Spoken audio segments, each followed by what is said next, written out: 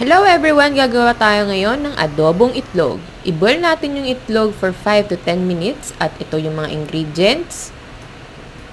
Maggigisa na tayo.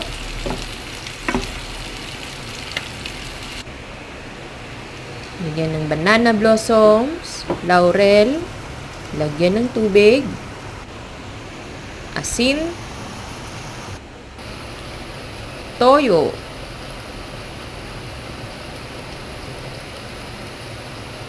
suka,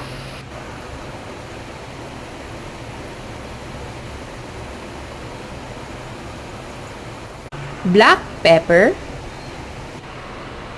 sugar,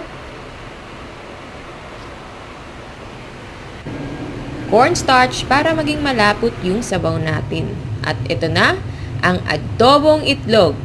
Thank you for watching!